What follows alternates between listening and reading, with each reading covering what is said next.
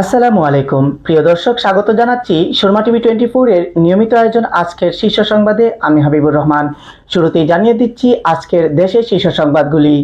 আন্তর্জাতিক অপরাধ ট্রাইব্যুনালের চিফ প্রসিকিউটর মোহাম্মদ তাজুল ইসলাম বলেছেন, ছাত্র জনতার নেতৃত্বাধীন গণ অভ্যুত্থানের ক্ষমতাচ্যুত হয়ে গত বছর আগস্টে ভারতে পালিয়ে যাওয়া শেখ হাসিনার বিরুদ্ধে হওয়া আন্তর্জাতিক অপরাধ ট্রাইব্যুনালের মামলাগুলোর চূড়ান্ত রায় আগামী ফেব্রুয়ারির মধ্যে হতে পারে। আইন, বিচার ও সংসদ বিষয়ক মন্ত্রণালয়ের উপদেষ্টা ডক্টর আসিফ নজরুল বলেছেন, বর্তমান অন্তর্বর্তী সরকার দায়িত্ব গ্রহণের পরেই গুম বিষয়ক কমিশন গঠন করেছে, যাতে বিগত সরকারের আমলে গুম হওয়া অভিযোগগুলো সুষ্ঠু তদন্তের মাধ্যমে প্রকৃত ঘটনা উদ্ঘাটন করা যায়। আগামী সংসদ নির্বাচন ও চলমান পরিস্থিতি নিয়ে বিএনপি, জামাতের ইসলামী ও জাতীয় নাগরিক পার্টির সঙ্গে আগামীকাল রোববার বৈঠক করবেন প্রধান উপদেষ্টা ডক্টর মোহাম্মদ ইউনূস। রাজধানীর কাকরাইলে শুক্রবার রাতে গণ অধিকার পরিষদের নেতাদের উপর নির্বিচারে লাঠিপেটার ঘটনায় ভাইরাল হওয়া ওই যুবকের পরিচয় পাওয়া গেছে। তিনি রাজধানীর পল্টন থানার ভারপ্রাপ্ত কর্মকর্তা গাড়ি চালক কনস্টেবল মিজানুর রহমান। প্রধান উপদেষ্টা প্রেস সচিব শফিকুল আলম বলেছেন, গণ অধিকার পরিষদের সভাপতি নুরুল হক নূরের উপর হামলার ঘটনায় বিচার বিভাগীয় তদন্তের সিদ্ধান্ত নিয়েছে অন্তর্বর্তী সরকার। তিস্তা নদীর পানি আবারও বিপদসীমার কাছাকাছি চলে আসায় উত্তরাঞ্চলের 5টি জেলা রংপুর, লালমনিরহাট, কুড়িগ্রাম, নীলফামারী ও গাইবান্ধায় নতুন করে বন্যার আশঙ্কা তৈরি হয়েছে। প্রিয় দর্শক, এতক্ষণ শুনছিলেন আজকের দেশের শীর্ষ সংবাদ। এবারে থাকছে আন্তর্জাতিক শীর্ষ সংবাদগুলি। ইউক্রেনের হামলার জেরে রাশিয়ার একটি তেল শোধনাগারে অগ্নিকাণ্ড ঘটেছে। এর জবাবে রাশিয়ার ইউক্রেনের 14টি অঞ্চলে একযোগে বড় ধরনের হামলা চালিয়েছে।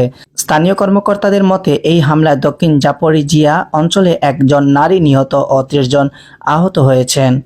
ফিলিস্তিনি কর্মকর্তাদের উপর মার্কিন যুক্তরাষ্ট্রের ভিসা নিষেধাজ্ঞায় জেরে এবার প্রতিক্রিয়া জানালো ফ্রান্স।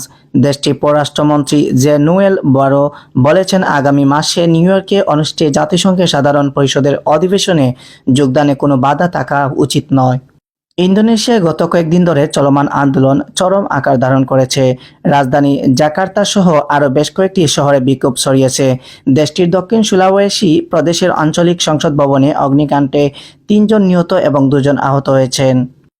প্রিয় দর্শক, এতক্ষণ শুনছিলেন দেশের শীর্ষ সংবাদ ও আন্তর্জাতিক শীর্ষ সংবাদ।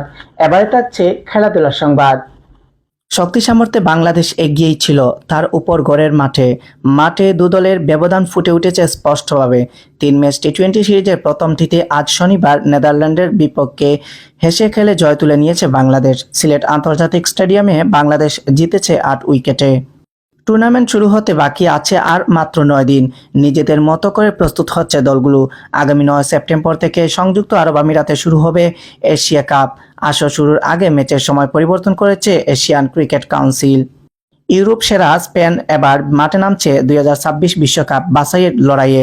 সেপ্টেম্বরের শুরুতে বাছাই পর্বের প্রথম 2টি ম্যাচ খেলবে তারা। ম্যাচ দুটির জন্য শুক্রবার দল ঘোষণা করেছেন Spain coach Luis de la Fuente. 26 সদস্যের দলের লা লিগা চ্যাম্পিয়ন বার্সেলোনা থেকে জায়গা পেয়েছে 7 জন ফুটবলার। প্রিয় দর্শক, আপনারা এতক্ষণ দেখছিলেন সুরমা টিভি 24 এর নিয়মিত আয়োজন আজকের শীর্ষ সংবাদের দেশের শীর্ষ সংবাদ, আন্তর্জাতিক শীর্ষ সংবাদ এবং খেলাধুলার সংবাদগুলি। পরবর্তী শীর্ষ সংবাদ দেখার আমন্ত্রণ জানিয়ে আজকে এখানে বিদায় নিচ্ছি। আল্লাহ হাফেজ।